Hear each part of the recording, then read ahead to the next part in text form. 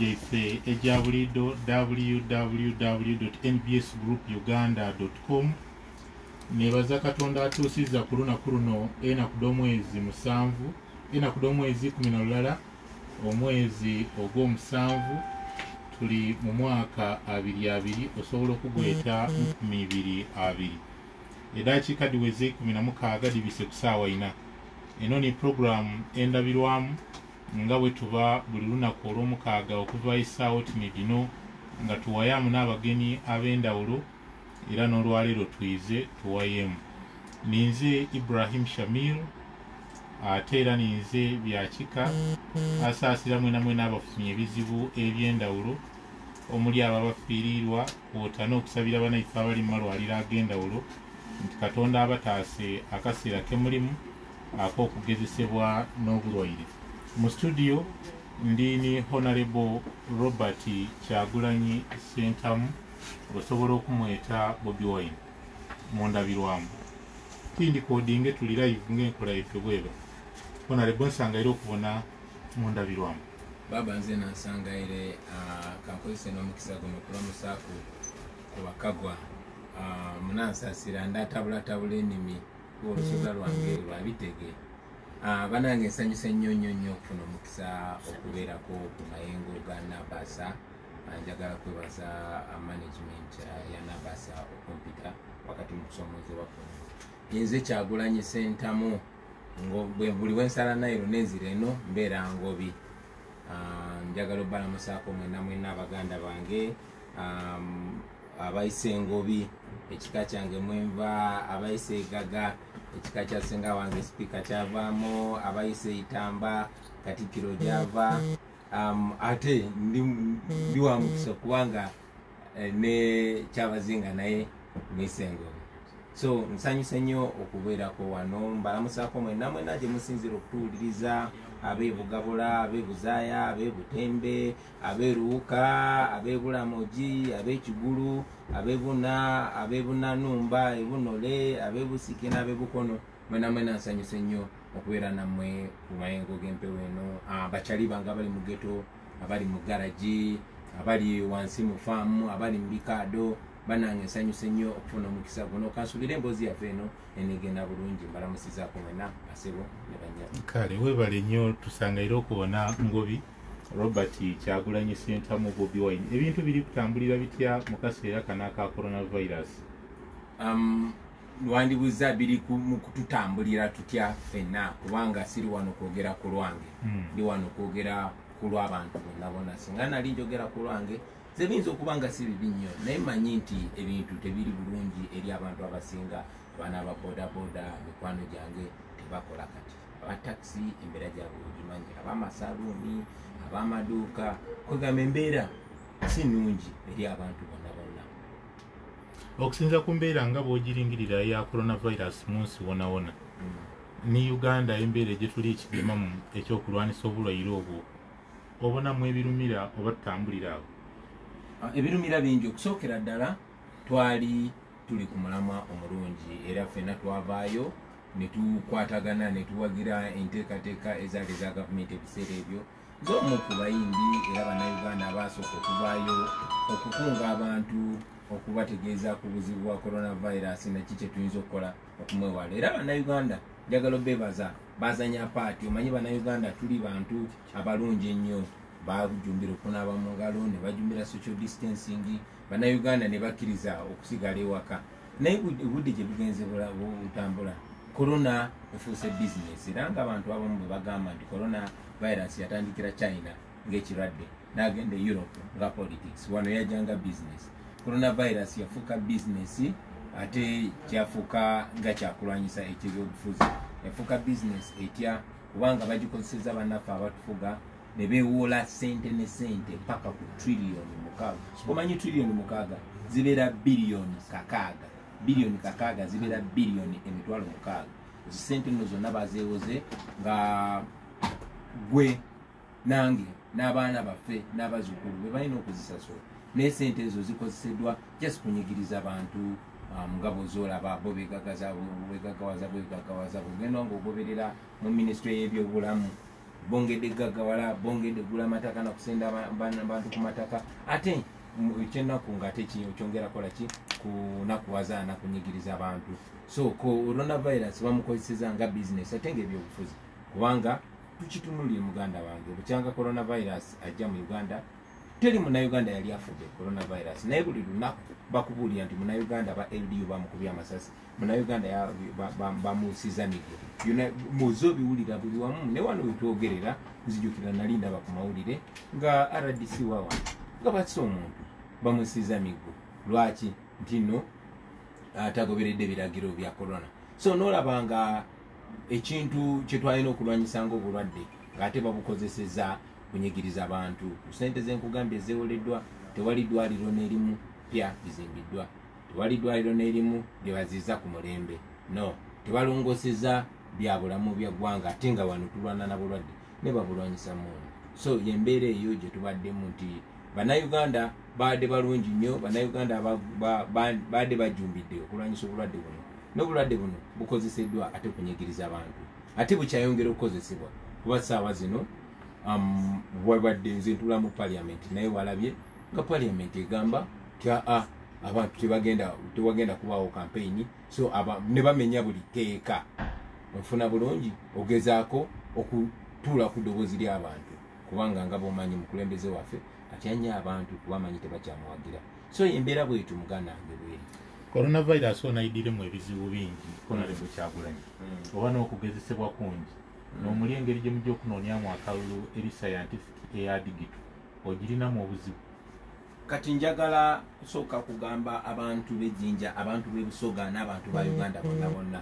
titemulimbibwalimbibwa ekyo ekigambo bafubye nnyo ku making sure buli munnamawulire akyogera nti scientific election bamakinze sure nti bakiforcinga mu bwongo bw'abantu tewaliyo scientific election muganda wange tekibeerangayo ku mu nsi yonna era tekigenda kubeerawo ekyo kyebagamba mbu scientific election bagezaako okubuzaabuza abantu nabagambako gye buvudde nti president wa Uganda president Museveni atya abantu oluvannyuma lw'okulimbalimba abantu oluvannyuma lw'okubafugira ku muludumu gw'emmundu okumala ebbanga eryo lyonna lyonna oluvannyuma lw'okubeera nga badde ngabuzaabuza okulonda Katonda yaleeta generation yaffe oba yatujjawa nange simanyi n'aleeta abalaasi n'atugatta abavubuka okuva e Buganda abavubuka okuva e Busoga abavubuka okuva Enkole abavubuka okuva e Bugisi okuva okwetoola Uganda yonna ne tukwatagana nga generation ne tugamba twagala nkyukakyuka ya ddembe ba president Museveni akimanyi ensonga lwaki bagezaako okugyawo bino kino tekitandikidde wano nedda jjukira emabegako bwe bayimiriza show zange tewaliwo coronavirus ngate amateeka gampa kyasokola bwe bayimiriza consultation zaffe tewaliwo coronavirus bali bamenya amateeka ne ku mulundi guno amazima gali nti president Museveni atya ffe sigezaako kweteeka mu kifaananyi naye atya nze nga candidate tasobola ayinza okufa pressure bw'alaba abantu abatuwagira kati ekyo tayagala n'ensi ekirabe tayagala sikwegulumiza munnange kuba mu bonna bwe tuba tunulira olukalala kati olw'abantu abeegwanyiza okuvuganya ku bwa pulezidenti mu kulonda okubindabinda bonna bw'otunuulira amannya agaliko n'ebifaananyi ebibaako Muzeeyi Museveni asinga kutya gwe mu bonna abali abo muganda wange saagala nje okukozesa bukozesa bigambo ate siegulumiza kuba bino ebigambo byenjogera si byange bino ebigambo byenjogera by'abano bannattabire edduska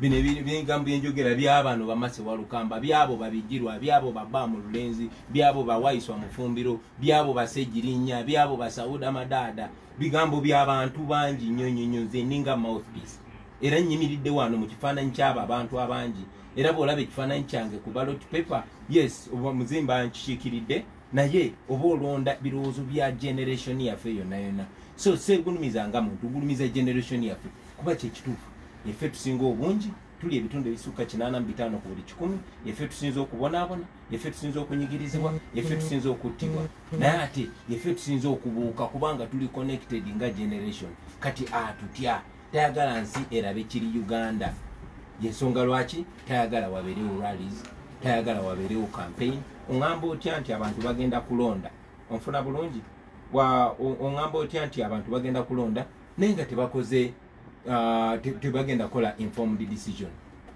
amateeka gaffe gakiteekawo very clearly nti abantu bagina right to information baconnectinge balabe omuntu ki gwe bagala ayagala bamulonde bamuwulirize baddeyo bakole okulonda bakole okusalawo okwo naye ate President Museveni ne government ye tekyagala. Njagala omanyi bulungi nnyo nti no ekyo kye bayita scientific election kimenyamu kiwakana ne contract gye tulina n'abantu, kiwakanya amateeka, kiwakanya semateeka, kiwakanya buli kimu. Ati kyabulimba kiri hypocritical. Muganda wange genda wali mu paaka saawa zino olaba abantu abaliyo, genda mu katawuni konna wano mu Busoga oba mu Uganda yonna abantu bajjuddeyo bangi. Kakati ekyogamba mbu tusazzaamu campaign kubanga tukuuma abantu bulwadde, ekyo kyabulimba era abantu tebagenda kikkiriza. President Museveni abadde afuba nnyo okulaba nga bannayuganda tebaconnectinga, tebawuliziganya. Ensonga lwaki kati bateekawo kino ekiwaani nti scientific election so that baleeta scientific result. Kwegamba byonna bagala biteekamu science. Nze nga nkyogera titwagala kalulu ka alaali si kalwali. Awo ne wendi kwenda otuyambeko okumanisa abatuwuliriza. Mwabere mu palamenti mwakibisa kyabise waira abandi mwakiwakainya ekyokuba nti campaign dijaba scientific. Olwo akalulu tukobe ntojake esimbamu era tojake etabamu kubanga kajja kuba scientific n'ekiriwo. Tekagenda kubeera scientific, nkusaba togezaako kukifosinga mu bwongo bw'abantu era bannaffe mwenna abatuwuliriza tebabalimba, tewaliyo ebyo bayita scientific, tekiriyo muganda wange. Ongamba otya nti tetugenda kuba campaign naye ate abantu bagenda keera ku makya bajje basimbe layini balonde. Bwetulaba nga kibitinga common sense nti musigale waka naye butuuka okulonda muveeyo mulonde. Kyogamba nti kwolwo olunaku obulwadde banaba babusibye kwolwo olunaku buleme kutambula naye ate munaku endala butambule. Yabaffe tuze tukyogerako, ensi yonna nzigula essaawa zino. Tunula ebweru tuli ku Nabasakati naye tunula ebweru kati saawa zino olaba ekiriyo. Abantu going about their business nga bulijjo. So kati ekyo kyakubuzaabuza era bannayuganda tebakikkiriza. Tugenda mu kalulu akaddala akalagirwa amateeka. Ofuna bulungi era akakalulu ke tugendamu so si bino bye bagamba. Kale atuliisa tulini Honorable Robert Kyagulanyi Ssentamu oba mwete Bobi Wine. Honorable Kyagulanyi, enkolagana yo ne bannabyabufuzi boyidye ng'oyagaanawo abawangaalire mu lutalo olw'okulwanira enkyukakyuka eri etya era n'enkolagana yo n'ebibiina ebyobufuzi by'oyidye ng'oyagaanawo eri etya? Enkolagana yaffe n'abalwanyizi b'eddembe abalala n'abalwanyizi b'enkyukakyuka nungi.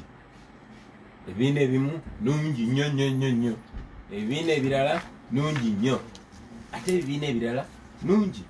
Amakulu olina bye weesiga ennyo, olina by'obuusabuusa. Anti munnange mubeera ne bafriend, obeera ne bafriend n'obeeramu ne ba best friend, n'obeeramu ne bali bafriend nga balinga abooluganda, ate ne wabeeramu ne bali bafriend nga mulinga abalongo. Awo yogedde Luganda. Tuze tukwatagana muze mutulaba okugeza Honorable Asumani Basale Wajema, oyo nnyo president wa Jema, ne tutambulira wamu si kuba tandika kati naye kuva dda. Nfuna bulungi ozoolaba ba comrade abalala ba Honorable Nsamba ba NRM ne tutambula bulungi nnyo. Ozoolaba abalala ba Democratic Party, aba PPP, aba PDP, aba FDC nga tukwatagana bulungi nene okusingira ddala n'abakulembeze baabwe. Kati ekyo nkyogedde from the lower level kuba wadde nze mukulembeze wa People Power Movement njagala nnyo ate okwogera ku lwabo abakulembeze abali wansi waffe. Nene ku presidential level tukwatagana bulungi nnyo ne Jema Mugisha Muntu, tukwatagana bulungi nnyo ne Honorable Nobert Mao, tukwatagana bulungi nnyo ne Dr. Kizza Besigye. Nze nga nkigamba era sisaawuswala kukigamba ti Dr. Besigye y'omu ku bantu abanzigula amaaso okitegeera ya inspiring nga ina longa ngamba olugaye yogera ebintu mu butuufu bwabyo nange netandika obyogera mu butuufu bwabyo era tukyali ba mukwano era tukyayogeraganya kubanga nga bwe muze muwulira twagala kusimbawo omuntu omu gwe kuba akafaananyi nga Dr. Besigye ayimiridde nange nga Jeno Muntu ayimiridde nange nga Honorable Mao ayimiridde nange n'abalala ogoloza President Museveni tayinza kutya So kati yeyo mission je tuliko. Of course nga bwe nkugambye nti abamu tukiriziganya completely, abalala tukyayogeraganya tulabe nga tukiriziganya. Of course tuyinza obutasobola kukiriziganya nabo 100%, naye enegenda kubeera coalition of the willing. Abo banakkiriza tukwatagane tugenda tumaleko. Zenga nkyogera nti abamu tujja kwatagana mu lugendo nga tutambula, abalala tujja kwatagana nga tunatera okwambala engule, ate abalala tukwatagane nga tumaze okwambala engule. Nefe tumanyi nti at the end of the day tulina kubeera wamu. Otemyetemye abantu mikwano gyo n'enkola yeggana yiyo imwe naye nabo watuwa ekyokuboneraku nti muli kwenda muleeta omuntu mulala okwesimbawo ku bwa pulezidenti. Singa bala abangi banayikiriziganya nga boboogere kwawo balondayo omuntu owundi ataliiwe bonayikiriziganya nabo wamuwagira. Okusookera ddala ffenna tulina kukiriziganya n'abantu. Ffe ekyatandisa ekisende ekya people power kubanga it's supposed to be the people. Abantu bo bagamba ki? Kubanga at the end of the day tekina kubeera eno nti Kyagulanyi okwataganye wano gwe nekyaliwo Pastor Muwanguzi nekyaliwo Mase Walukamba ne musalirawo abantu. Mulina okugenda abantu ne basalawo ate abantu bazenga bakiraga. So kyetwogerako kati tukitandise 2 years before. Bitwagala nnyo okwogera ebintu nga bina evidence. Abantu bakitulaga ekyaddondo naye ekyaddondo jasi baali yali campaign yange.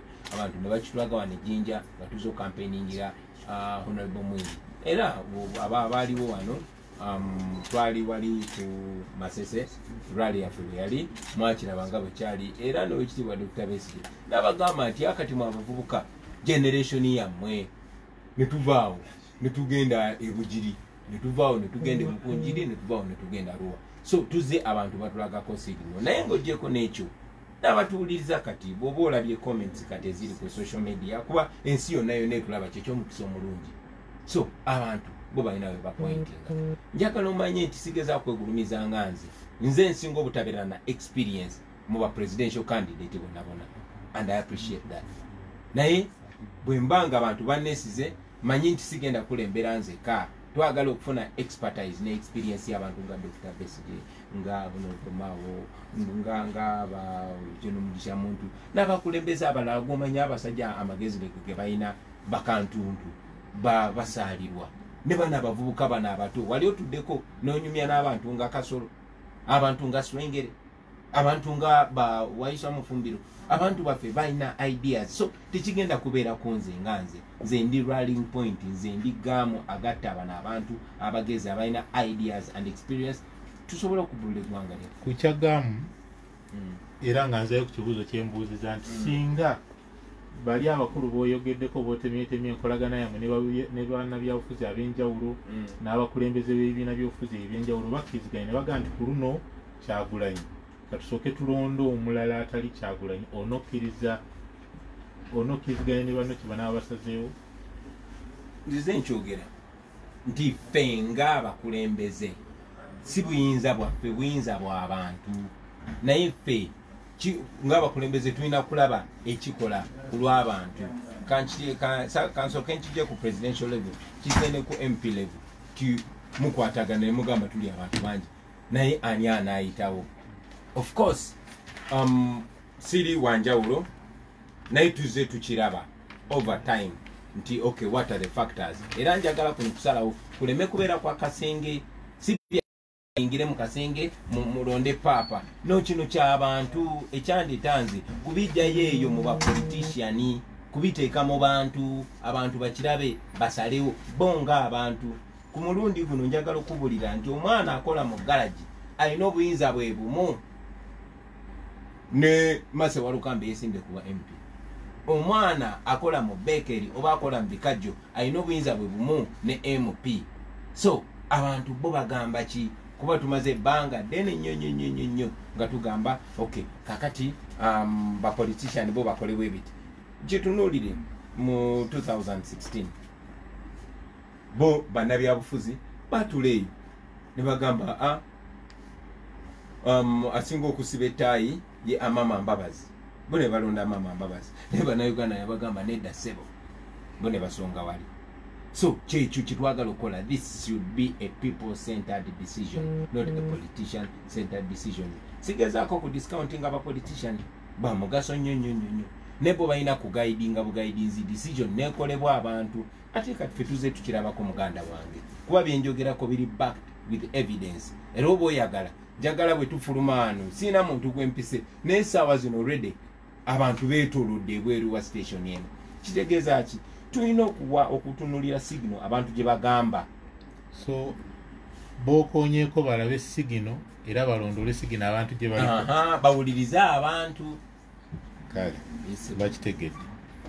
Kwabo bano beosanzeewo nga bali mu lutabaalo waliwo abatalina bwesige mu kakiiko ak'ebyokulonda era bagamba nti singa kale n'obwesige tebabulaba mu kulonda kuno gw'olina obuvumu n'obumalirivu obwoleka nti olina buzibu mu nteekateeka akakiiko ak'ebyokulonda gye kaba kateeseewo mu kulonda kuno. Nedda saagala olimbe bantu nti nyina obwesige mu kakiiko k'ebyokulonda. Kibuuzo sigambye nti olina obwesige. Kati kankiddemu nange ninga abo bannange sina bwesige n'omulundi gumu mu kakiiko k'ebyokulonda. Njagala nkuwa example. Mwami Byabakama ne banne batalemwa bakwata ekkubo ne bagenda wa President Museveni n'abawawoda nti ne bamubuuza muzeeyi kati kyekikolera gwe nga gwe boogera na candidate gwe tugenda okuvuganya naye gwe kyekikolera candidate oyo n'agamba bajja kunkuba ekivvulu kyokola timuteekawo campaign. Of course mu bumenyi bw'amateeka ne bajja ne bakola kyekimu. Ojjako n'ekyo bantu be bamu ate muwe ekitiibwa Mwami Byabakama. Naye njagala ojjukire nti mu 2011 ye yakozesebwa ye kennyini okulumiriza Dr. Kizza Besigye n'omuwaayiriza tiyakutte omuwala. Okitegeera? So bannayuganda balina okwejjukanya ne bagamba nti no ako kakiiko k'ebyokulonda kati ombuuzizza confidence njijjawa munnange amanyi gaffe gali mu bantu si kalulu. Muliriza amanyi gaffe gali mu bantu abantu ke kalulu si kakiiko ka byakulonda. Njagala kino kiddemu bulungi abantu bakifune clearly. Amanyi gaffe gali mu bantu gwe kakiiko k'ebyokulonda ne bwoba oli biased ne bwoba owagira Museveni ne bwaba otoli independent abantu basobola okusinza amaanyi. Kankuzeeko emabegedda President Amini yali agaidinga ababokisa omanyize ndi bokisa naye ref bw'aba tali ku side yo oyina omuntu mukuba knockout omuntu bw'omukuba knockout tebibamu bw'ateeka akati omanyi engeri oli gyayakusinza point ng'ogomba okulwana naye base wansi. So ffe amanyi gaffe gali mu bantu nti Museveni tugenda mukuba knockout tutya abantu tuzze tumaze emyaka 2 nga tubagamba mufune endagamuntu ne beewandiisa massively. Kikunyonyola lwaki abalonzi beeyongeddeyo. Abantu ntujja nga tubagula amaaso twasooka bagula amaaso ntubagamba bannange muli basireevu mu nsi yammwe.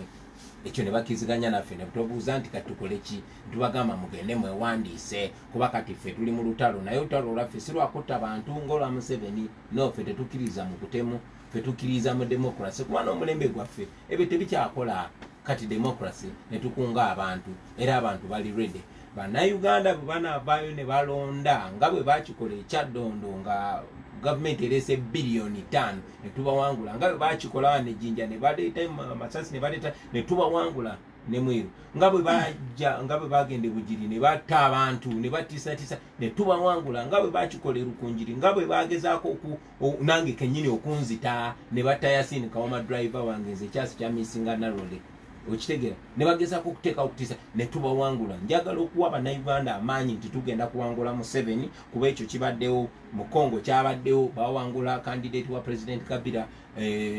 Gambia kyabeerawo bawangula dictator gwe bayita Yahya Jammeh. Mu kalulu onfuna bulungi Malawi tewannaba na kuyita wiiki 2 nga bakoze ki nga bawangudde dictator abaddewo. So kisoboka era ffe tukkiririza mu kalulu si mu kakiiko k'ebyokulonda ne mu kalulu tugenda kuwangula tutya ffe abantu nga twebeereddemu. Ndi wano ku radio bafubye bateeka emmundu buli wamu President Museveni atambula ye nga bw'ayagala naye nze gwafuuka musango abantu okundabako ne mbakubira jambo. Ekirungi nti abantu babuufu era batuwuliriza era njagala obbasaba ne wano wendi timutambuze amawulire gano manyi batuwulira ku radio stations batuwulira eyo yonna mikwano gyaffe mutambuze gano amawulire.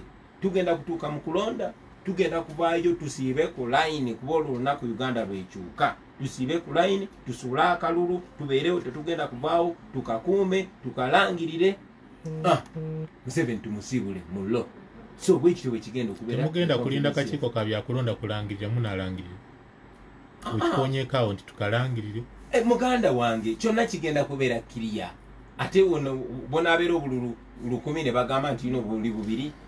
Okay, Honorable Kyagulanyi waliwo bayino bomuli ku luyo oluvuganya abalina endowooza nti okulonda bwe kuba kugyategekebwa kutyo nga bwe bali kukuwulira ebiri scientific campaign n'ebigiirako kwali baire kwongezebwayo oba okwongerwayo okwo ekiseera mu maiso eyo oyikirizigane nabo? Olaba tulina ssemateeka, tulina constitution era nze nzikiriza nnyo mu nvuga y'amateeka. Constitution yaffe bagikola mu 95 naye abagikola balengera nti wasobola okubeerawo embeera bweti era akawaayiro namba 77 akanyomero akokuna kagamba nti Uganda bwe nebeeramu embeera efaanana bweti wajja kubeerawo state of emergency. Wanaabeerawo state of emergency basobola parliament esobola okusalawo ne declaring state of emergency neyongezayo okulonda emyezi 6 emyezi egitasukka 6 ekyo bwe kirina okuba era nzikiriziganya ne constitution eyo. Naye yina ensonga lwaki gavumenti ya President Museveni teyagala kuteekawo state of emergency newankubadde buli kigenda mu maaso mu Uganda kiraga state of emergency. Mu state of emergency President Museveni si abeera president, yandibadde speaker Rebecca Kadaga era nakimugambye mu parliament nti kati saawa zino Rebecca Kadaga ye yandibadde akulembera Uganda kubanga yandibadde state of emergency. Naye Museveni kubanga ye tayagala kutabuyinza tasobola kukkiriza amateeka ago tuvola babagamenya mu ngeri yonna okigera ate ne senga wange simanyi oba bamutiisa butiisa naye ayina obuyinza obwo ffe nga parliament sobola okusalawo naye lwakubanga bumanyi parliament esinga era njagala okigamba abantu ensonga lwaki twesiba ku parliament eyo ensonga lwaki njagala nnyo musi kulonda nze nzekka naye n'ababaka abagondera abantu ababaka bagenda okubeera basaavanti bammwe bemuba musindika mu parliament kuba parliament eyo esalawo bingi nnyo olunaku lwaleero parliament eri mu nsaawo za President Museveni kasita ababawa sente natunulidde ababaka ba NRM neŋŋamba bano bagayi baabaki babawa obutwa nga nabo balaba era twadde tukyogerako ne mukwano gwange awo mu parliament nga tugamba bano abantu baba bagenda kuwa butwa wakirimanya togalawo bwongo wakirimanya nti buno butwa bugenda kunzitira mu nnaku mmeka ofune kola ekiramu naye bwe wanywedde bunywa butwa buli mu 7 kyaleta bakiisa buyisa tebamanyi kigenda ba affectinga but most important kigenda ku affectinga eggwanga lyaffe. Kale Honorable Kyagulanyi tolina kibiina kya byabufuzi kyolimu kati wetwogerera tobiinaamu bwesige oba olaba nti byanafuwa ng'olina kuba na kisinde kya people power? Kakati njagala kujjukiza nti nze ntunulidde nnyo ebyafaayo bya Uganda yaffe naddala mu nkulembera naddala mu byobufuzi. Uganda buli webadde yeetaaga enkyukakyuka kibadde kitwetaagisa okwegatta. Bwe twali twetaaga okufuna independence twalina okwegatta. Eyo UPC teyaliiwo, waliwo UPU ne bibiina ebirala balina okwegatta okuasharinga Uganda to independence. Bwe twayingira mu dictatorship eyasooka eya President Idi Amin okumujjako balina okwegatta bonna abalule ba Museveni babinaisa ne bakola Uganda National Liberation Front UNLF bali begasse. President Obote bwe yafuuka dictator nabba n'akalulu Museveni yalina ekibiina kye ekya UPM n'aba DP baali babya akalulu n'abalala naye balina okwegatta ne lule ne bakola a movement gye bayita National Resistance Movement okigera. So kizebwe ekityo Uganda buli weyeetaaga enkyukakyuka tulina okwegatta kubanga ebitunyiga bye bimu ate bwe tunagitereza tujja kunyumirwa kyekimu. Ensonga lwaki twatandika ekisinde ekya people power okugatta bannaffe bonna abava mu bibiina ebyenjawulo abava mu nkola ez'enjawulo abava mu mawanga ag'enjawulo madiini ag'enjawulo n'ebifaanana bwe bityo tukole ki tuheadinge ku liberation era bwe tubadde tutambula era mu nkola eyo kituyambe nnyo okubunya amawulire. Of course for electioneering ekyo tujja kulaba bwe tukikwasaganya nga tusemberera okulonda naye for purposes of sending out this message of liberation, which is most important, tubadde twetaaga okugatta abantu, era abantu tukoze omulimu oguwera okubagatta. Kati ebiddako tukwatagana ne bannange nitugamba oke tuyingedde tutya mu kulonda, era tucommunicating eri bannayuganda nga bwe tujogenda maaso nga tucommunicating. Kikulu nnyo ate kizito okumanya butya omugenda okuyingira mu kulonda. Ndaba kati abantu bangi baagala obwa MP naye bateekawo akabonero ka people power ekitali kibiina kya byabufuzi.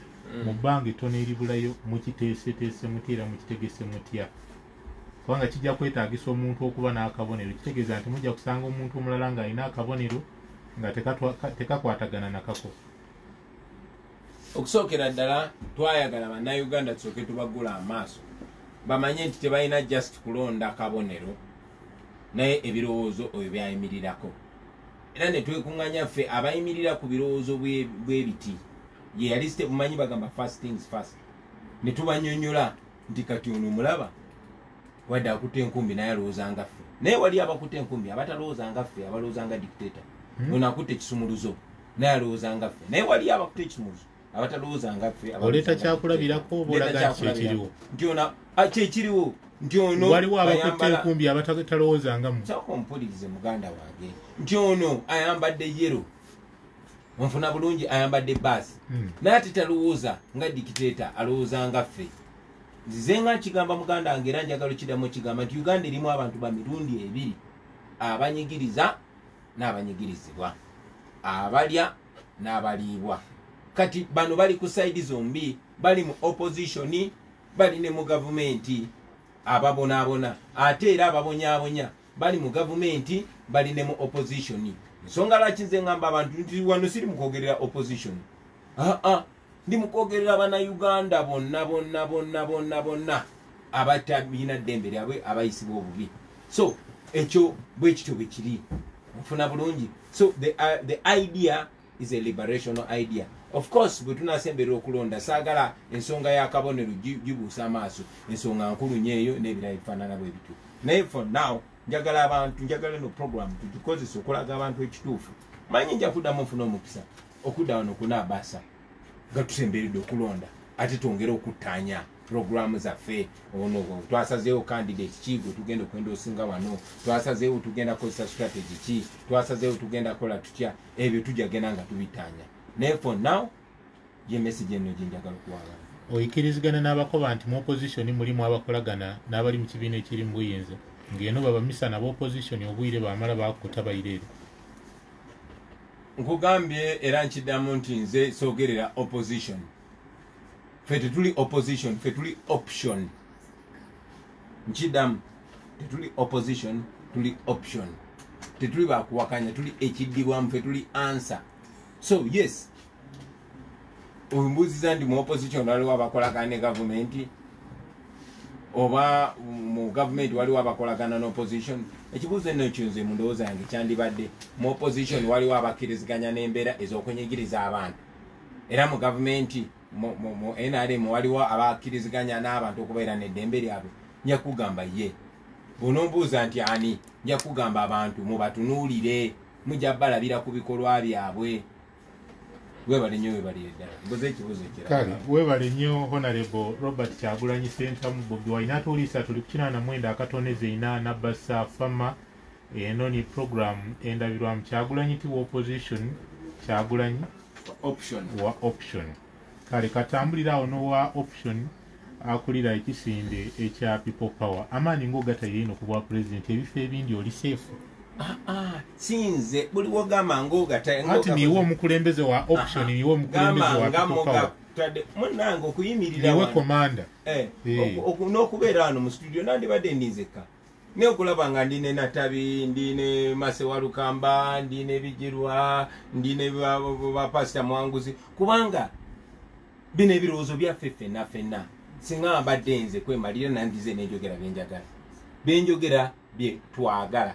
Kati kibuuzo kyandibadde amaanyi nga mugatadde nnyo obwa pulezidenti oba ba MP temwagala buwangula. Nja kugamba nti amaanyi tugasinze gukafokasinga ku presidency, kuba nze ndi MP muganda wange, naye ndi MP atakkirizibwa kufuluma mu nyumba yange kugenda kulaba ki ekigenda mu maaso mu constituency yange. Lwaki? Kubanga President Museveni yawamba institutions zonna amateeka agamenyanga bw'ayagala. Ekizibu kya Uganda ye Museveni era gwe twagala okujjawo, gwe badde bagezaako okujjawo ebbanga lyonna kyevudde ne mwegamba ono kyali mu mumpeemu nze mwewulira. Naye ate tokomaawo ka Parliament tulina ojjeera buto. Ensonga lwaki tuzze tubagambe era tujja kujja tubasongera ku bakandidate baffe nti bannange wano waliwo bemmanyi already beseetaaga kwogerako. Naye era twagala buli kifo nakyogerako era nziramu nenkyogera titwagala okusweepinga okureplacinga obukulembeze buno obuli dictatorial tutekewo obukulembeze obugondera abantu kuviira ddala ku level ya President Museveni tumugjewo entebe tugitwale ba mayors bonna abakkiriziganya ne policies ezitakwatagana n'abantu tubajjewo tuteekewo abalala ne ba MPs si ba MP bokka ne ba kansala paka ku LC1. Naye njagala na kino kittaanya nti obuzibu bwaffe tebuli n'ababaka oba n'abakulembeze ba NRM bangi nnyo abakulembeze ba NRM naye nga baagala ensi yaabwe era nga bwe nkugambye bangi nnyo abatambulira mu opposition naye nga tebaagala nsi yaabwe. So ffe twagala change. Kyoba otuyambeko okugaziya era mbaye ndikuidaawo nti obuzibu obubonawa President Museveni n'ekizibu NRM n'ekizibu oba enkola ey'emirimu erikolebwa buti mu Uganda n'obuzibu. Obuzibu kambunyonyole emirundi ebiri. Of course enkola y'ebintu mu Uganda bwe buzibu ne buvaawa buva ku mukulembeze. Waliwo mukwano gwange batwali eyo ne bamubuuza nti problem ya Africa oba Uganda yeki mpaye ebizibu bisatu ebya Uganda. Nagamba ekizibu kisooka ekya Uganda bwe bukulembeze, ekizibu ekyokubiri ekya Uganda bwe bukulembeze, n'ekizibu ekyokusatu ekya Uganda bwe bukulembeze. Era nzikiriziganya nabo ate nzikiriziganya ne President Museveni n'ekitabo kyawandiika nga ali mu myaka gyange bakiyita What is Africa's Problem kyawandiikibwa Yoweri Kaguta Museveni. Mu kitabo ekyo yagamba Africa's problem in general and Uganda in particular are the leaders that overstay in power. Okitegeera kye ngamba lwaki abakulembeze bwe bagenda mu buyinza bawamba ebitongole ebya gavumenti ne bifuuka bo. Kati Uganda Police ye Museveni, Uganda Military ye Museveni, Bank of Uganda ye Museveni. Ensonga lwaki owa police tagoberera amateeka. Omulimu gwa police is to follow law and order, to keep law and order. Nekati mu Uganda police omulimu gwabwe kumenya amateeka kasaba nga bayamba Museveni. Kikonyonyola lwaki nze n'okutuuka wano kunabasa nzizenga ninja kuba batadde road block eyo yona okunemesa okujja ku radio station.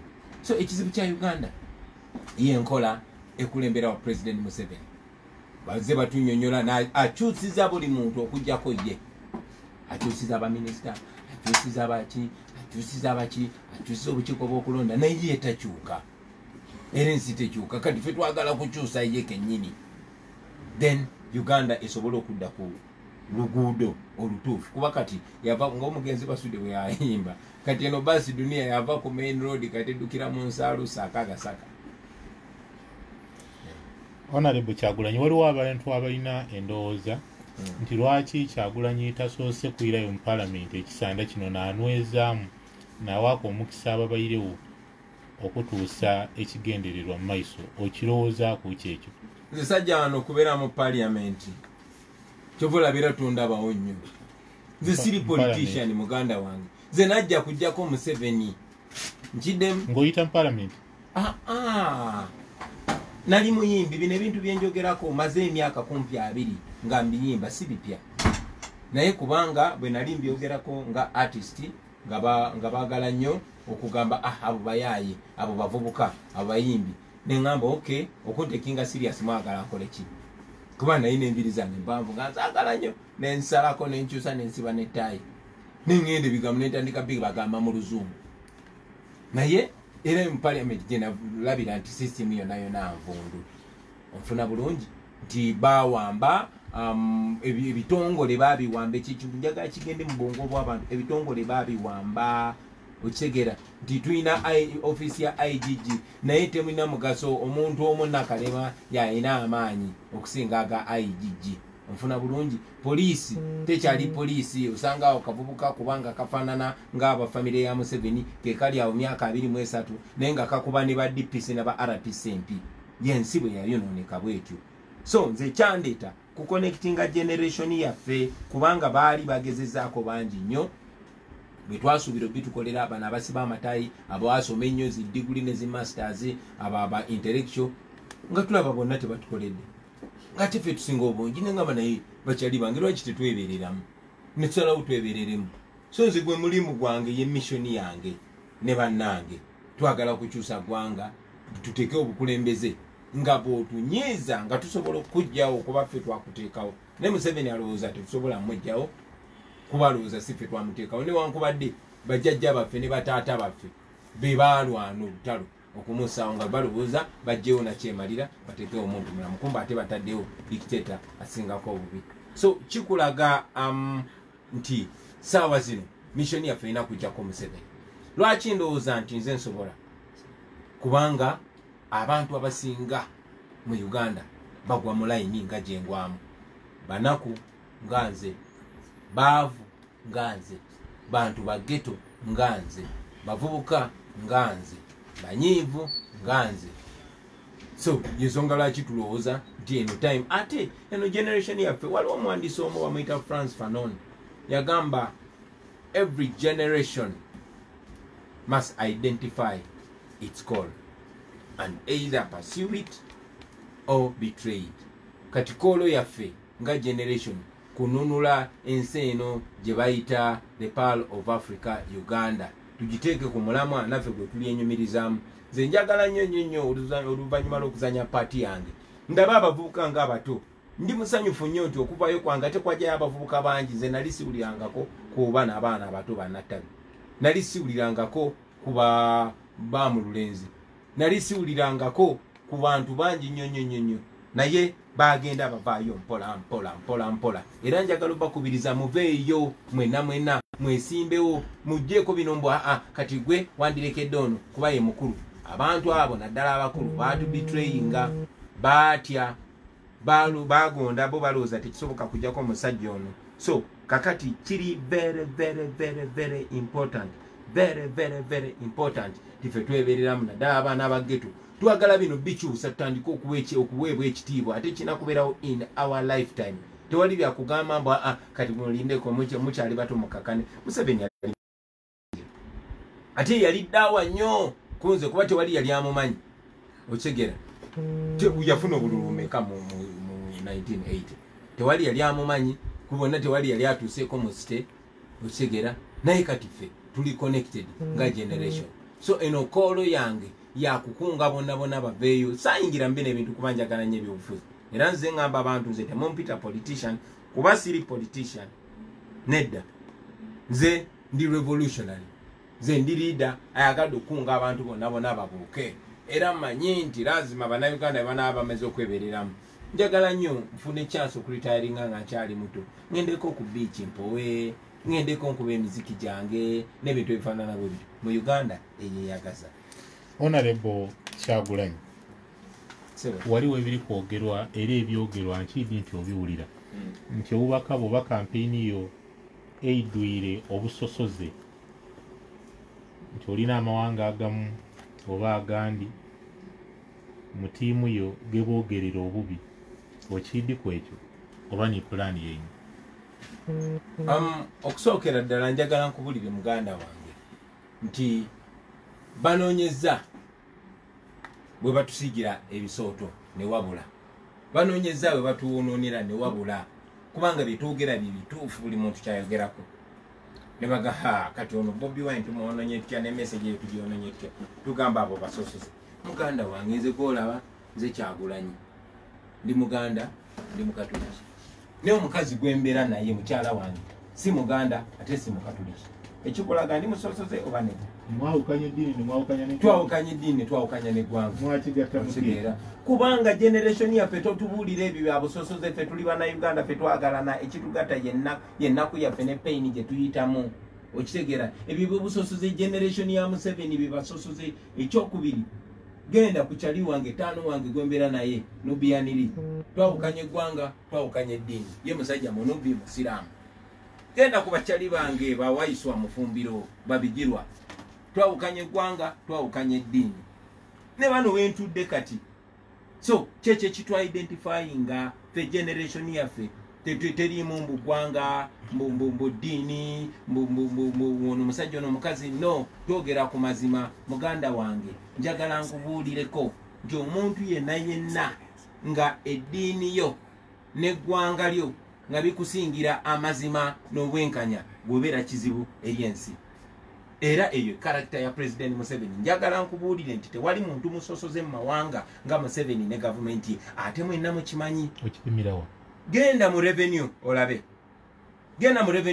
bona bafaanagana sinasoma listi bakoze lishafu genda yo kati genda mu office yonna genda mu poliisi genda olabe buli RPC buli RDC onfuna bulungi genda olabe buli office buli wamu genda mu electoral commission mwennyini ontegera kyengamba Museveni's regime has shown us the highest level of tribalism ekyenaku nze bwe njogera ku tribalism ate nze mbeera omubi naye aba practicing tribalism bo tebabalabanga bubi okigera ensonga lwaki bafuba okukozesa abantu bonna okuleeta ebyo bimesagi byabwe bya tribalism munange ffe twagalana generation yaffe tuli connected okigera tosobola tugamba mbu kati ono mase si wagwanga lyo so talina kubeera kyaliwo nedda ssebo we judge people by the content of their character ekimulimu kyetutunuulira kikunyonyola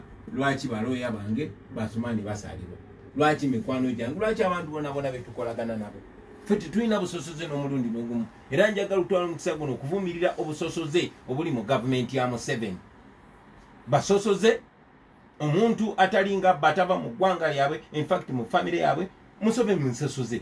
I will say that without fear of contradiction. And that must stop. We must create a country that makes everybody proud. Ochegera. Tewali muntu alina musango to be born from any part of this country. The deal at independence was that people were coming together from different tribes, different religions to build a nation that will make life better for their posterity. Ochegera. Boboingira ku parliament yaffe. Olabanga mawanga gonna bagateekawo ku gate yaffe mu 1962 amanyi lwaki kubanga mawanga gonna gakuŋŋaana gakole eggwanga lye bayita Uganda nga gonna genkanankana gonna galina kufuna equal opportunity no matter the tribe. So eyo is part of our message. Webale nnyo webale waliwo abantu abalina endowooza nti okuleeta enkyukakyuka mu Uganda olw'okutuukiriza endogereko bantu koota pini evaamu nanundo nti omujaasi naasaana okutaawa embeera ereeta enkyukakyuka mu Uganda ekkirizigana nakyo era tubona abajaasi bangi Kano Besigye Meja General Mugisha Muntu bituyo twafunye General Henry Tumukunde osobola okubasaba bakugemereku oba obaleke nti bo bakirwane ekyokutaawo enkyukakyuka nga abajaasi iwe civilian omala oyidde oluvannyuma njagala nkugambe munange abantu batamanyi oba bakimanyi naye tebagala kyogerako nti ng'ennaku z'omwezi 27 omwezi gwa January abayekera bajja ne bawamba ensi yaffe nga batulindirimye nti batulwanira bakulemberwa Museveni okuva kwolwo bafugira nsi yaffe ku mudumu gwa mmondo bafubye nnyo okututeekamu endowooza nti okulembera abantu olina kutta abantu okitegeera eyo ndowooza y'abanansiko ba Bushmen naye that is 35 years late okitegeera kye ŋŋamba Museveni yennyini bwe baawamba Uganda baatuula mu lubiri nga bamaze odduwamba wali emengo ne bakola meeting era yagiwandikako mu kitabo kye ekya Sowing the Mustard Seed ne bagamba nti okay tugenda kulembera Uganda okumala emyaka 4 obuyinza tubuhanding over to a civilian government.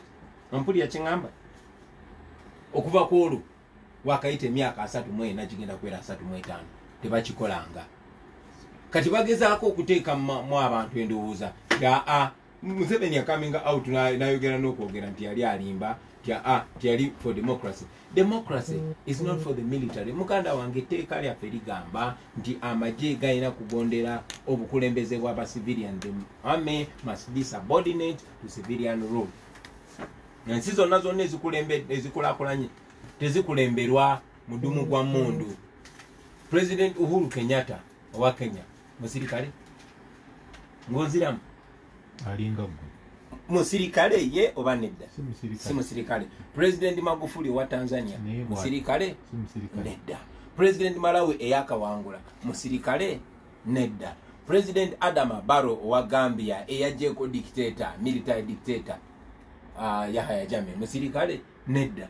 So tebakulimba nga muganda wange ensi nyingi zize ziyita mu system eno ne Nigeria ita mu system eno tebakulimba ntino abasirikale balina bakulembera ekyo bw'okiteeka mu bantu ate bakozesa nnyo bannamawulire ne media houses okukiteeka mu bantu nti abantu aba bulijjo temusobola kwekulembera kiva mu abo abali mu byobufuzi nga ggwe nedda ssebo kati nze siri mu byabufuzi nze ndi mu byaddala nze ndi ku alaali kyali wange nze siri mu politics. Okay, Kyagulanyi ali ku byalaali nsi ki gye weegomba noga ati kale singa Uganda eri bwetyo mu Africa tutandikire ku zene zitwetolodde anti ze ngamba eziri mu Africa saagala ogende mu bazungu tutandikire ku zene zitwetolodde. Kongo walabye nti okuva ebbanga ddene nnyo wawaddeyo nfuga ey'omusibira mubbwa naye n'abakongo be twagereganga mwana nze mpulira n'ensonyi bwe njogera ku Kongo kati kuba twagereganga Kongo nga bafugibwa Mobutu yakabafugira emyaka 2 tuga ani kwe bafuga emyaka 2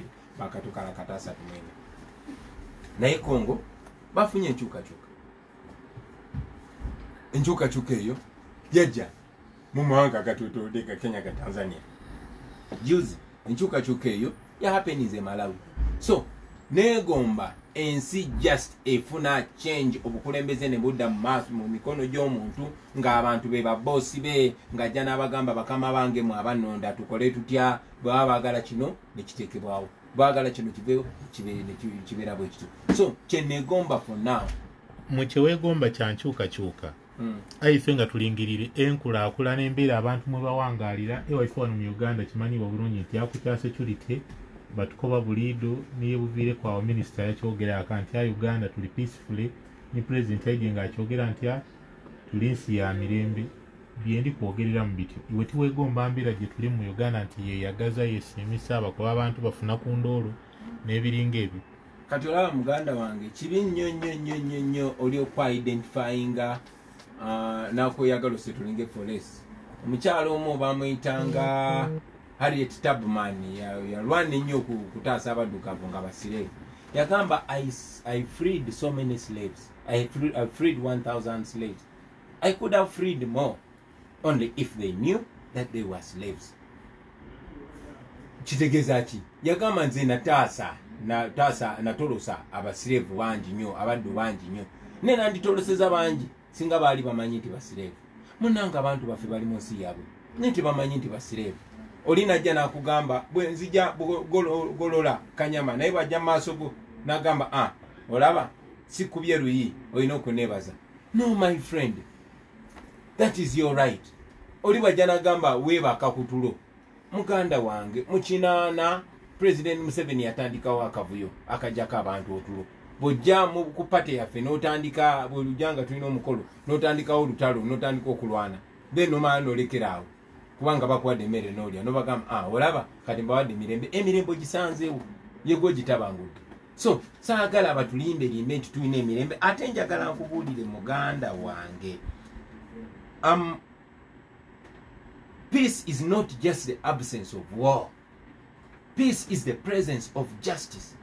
Emirembe si just kubeera mbu tewaliwo olutalo. No, emirembe wekubeerawo amazima n'obwenkanya. Naye mu mbeera ng'eno gw'ojagamba nti abantu waliwo emirembe naye essaawa zino wenjogerera abakuumaddembe abalina otukuuma ate be batutta. Olabye abantu be bakuba emigga abakyala ab'embuto.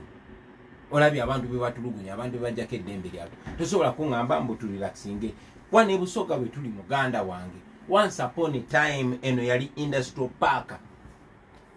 onfuna bulungi enga industrial hub ya East Africa nze bwe nasomeranga nga bagamba what is the industrial town in Uganda Jinja nga tewali muntu atuuka Uganda n'atatuukako Jinja muli enyumba Queen mwe yasulako nga ze gendo gitunulire bwefaanana nze ngende Jamaica nga babuju bando baga yeah man I came to Jinja kyetwasigaza just mugga olabye amasanyalaze nga bwe gali si bwe gali industries nga bwe zali si bwe ziri obugagga bw'abantu nga bwe bwali si bwe buli gendo tunulye ebizibu gendo tunulye abantu bawano embeera gye balimu kutusobola bagamba nti kasita mwebaka otulo ng'obwavu bubaluma nga tebalina ddembe so tomentioninga nsonga ya kugamba mbu beebaka otulo abantu baagala bwe balima ebikajjo byabwe babifunemu baleme kubeera nga basireevu kati eno busoga eyandibadde nga ebenefitinga nnyo mu bulimi obwo eringa sireevu plantation ze nagendako Jamaica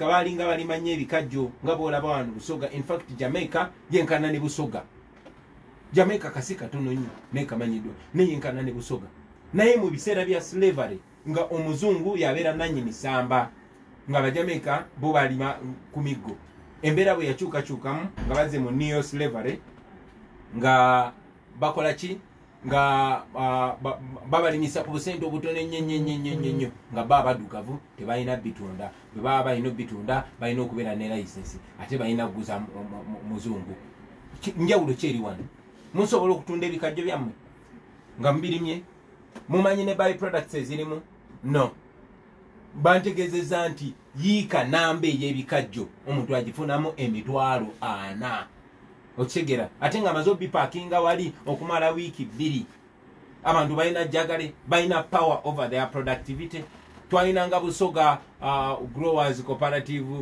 society gye bayitanga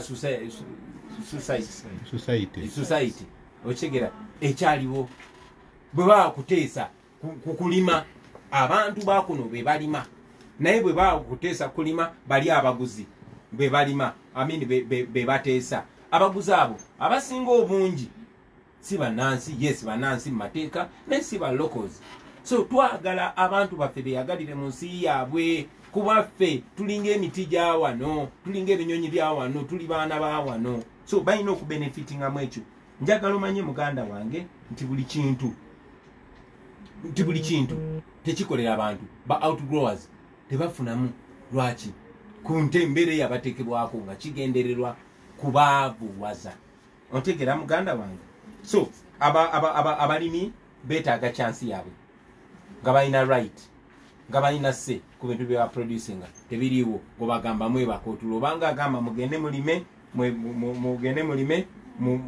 ffe tujja babuulira kyemwagala tebalina control ku price tebalina control ku kutunda tebasobola kuguza bwe baagala kyokka ne gwe baguza yakola ebbeeyi yabasalirawo kati netubeera mu vicious circle of poverty ng'oŋŋamba mbokasita webaka otulo tetwagala kwebaka twagala kusisimuka twagala kutunula tutunde nga tulaba okay akasembayo metu je mukuwumula mu katono waliwo abantu bangi abaire ku luuyi oluvuganya gavumenti abatabaire mu gavumenti nga bwe tibali mu gavumenti bagiwuliriramu emirembe singa bukya kunkyo wabaawo embeera eyo nti Honorable Kyagulanyi ku birowoozo ebirungi bityo by'olina mukola omukago ne gavumenti eri mu buyinza ogikoleremu okirinaku obuzibu Kenya baakikolaku Mwami Odinga yakola emirimu ne Kibaki singa kikutuukaku wano mu Uganda munnange kino si kya Bobi Wine singa kyali kya Bobi Wine singa nange natunda dde omwoyo gwange eri abantu abo munnange kino kyabana Uganda ensonga ezaleeta Bobi Wine zijja kuleeta omuntu omulala yenna bw'osirisa Bobi Wine oba omuguzi singa mbadde bunange wakulyamu lukwe abantu still bino ebintu byenjogera abaana ku street babimanyi bajja byogera ate kati babuuse bali confident wali abaana bangi basomye okusinga nze babimanyi okusinga nze okigera so bajja kuyimuka babyogereko Buganda wange sogerera mu level yakugula oba yakukyusa ndowooza wabula ku birowoozo ebirungi by'olina enteekateeka ennungi gy'olina eri bannayuganda singa bukyenkya ne baga nti nga gavumenti ya NRM bwekyali mu buyinza ekisanja kyayo tekinnaggwako jangu tukolere wano ebintu bitambule ati okole ku lw'abannayuganda ne ku lwabo bogamba bali mu mbeera njagala omanye nti ebirowoozo ebyo ebirungi sinze mbirese ebyayogerebwako ne biwandikibwa ne mu constitution si byange bino ebirowoozo byayogerwako naye tetubigoberera byayogerwako ne babiwandika ng'amateeka agalina okugobererwa naye tegagobereddwa ate ge balaba nga gabaswaza nnyo bagakyusa n'ogakyusa so bakole bukozi ekituufu okutandika gavumenti teyeetaaga kubeera na Bobi Wine okugoberera amateeka okuwa abantu eddembe lyabwe institutions zitandika okukola parliament ebeere independent kitongole kiramuzi kibeere independent poliisi erekeraawo okutta abantu erekeraawo okumenya amateeka teweetaaga ku Bobi Wine kujja kutuula nayo ku mmeeza okulekeraawo obusosoze so ebyo bwe bikolebwa nga kyoliko okivaako munnange option. Of course, the option is the right thing. The option is not me. The zeros and twinayo kuletayo individual mulalo munene. We don't believe in big individuals. We believe in big institutions, strong institutions. Kale. Atulisa tulikina na mwenda akatoneze ina nabasa fama program endabirwamu nijoli kulisa tulini Honorable Robert Kyagulanyi Sentamu yebwida maisa awo twidabo no wali wenda uloba n'ebirala ekya Bobi Wine n'Kyagulanyi ali malanga ya kigaita ati ninze Ibrahim Shamil atera ninze bya kikakatole ubaka buno twire tweyongereyo n'ekitundu kyaife ekyokubiri Ngone kubifanya nga tikiriraga abantu banje ndakamve mutenda